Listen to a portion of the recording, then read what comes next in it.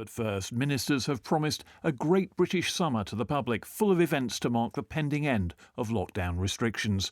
But despite the numerous carefully monitored pilot events taking place, from football finals to muddy music festivals, the data on their impact has not been released. MPs have now demanded to know why the government hasn't published the eagerly awaited report on the pilot's impact on COVID infection rates, with the Sports Minister Nigel Huddleston even accused of failing to publish the data because it showed the dangers were so small it would undermine the case for postponing the lifting of restrictions. Mr Huddleston told MPs the government was not yet ready to publish the results of the research produced by its Events Research Programme, or ERP.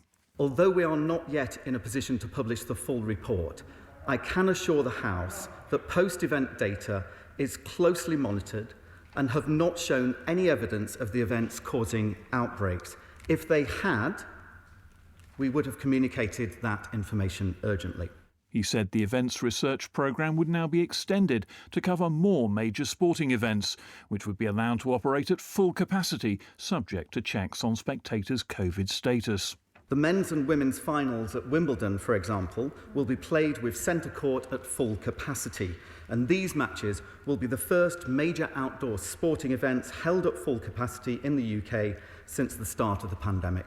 He was responding to an urgent question from Labour's Joe Stevens, who quoted Mr Huddleston's ministerial boss, Oliver Dowden. Last month, the Secretary of State said in a newspaper interview that 15 of 15,800 ERP participants tested positive for COVID, but still no results published.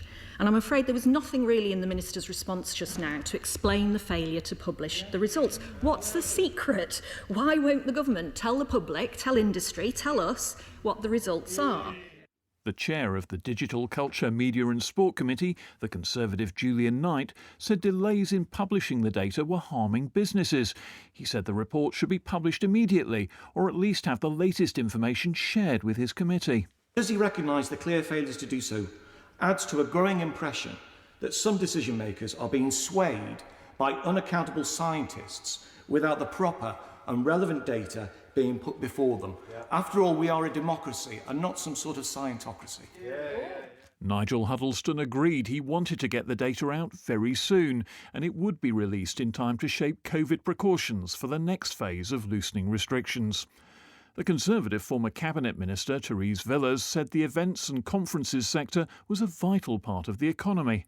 And yet it's on its knees as one of the last sectors still almost shut down because of the COVID emergency. So will he publish this data? He's acknowledged that the pilot events haven't led to increased infection rates.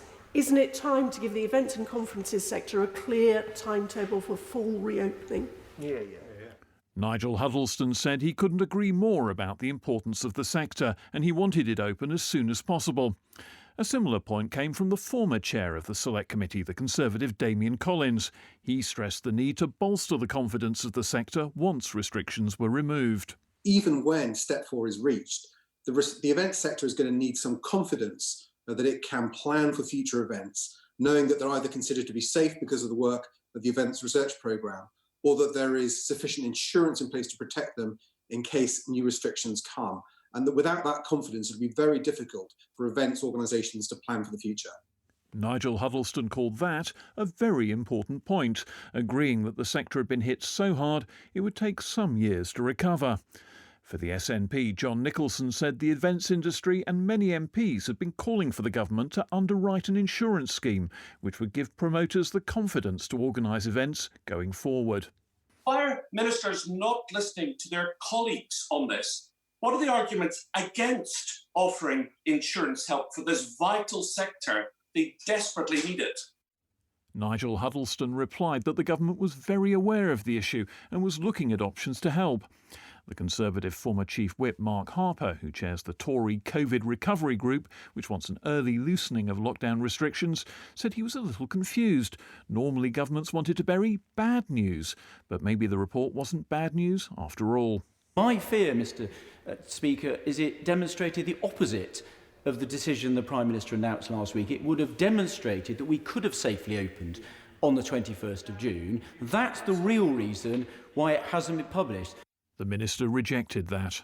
Some of the conspiracy theories around this, I'm afraid, I wouldn't buy into.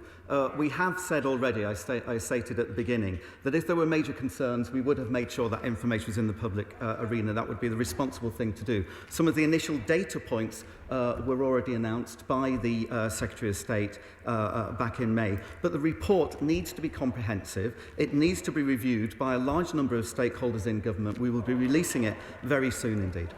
But Labour's Andrew Gwynn wasn't impressed by what he'd heard.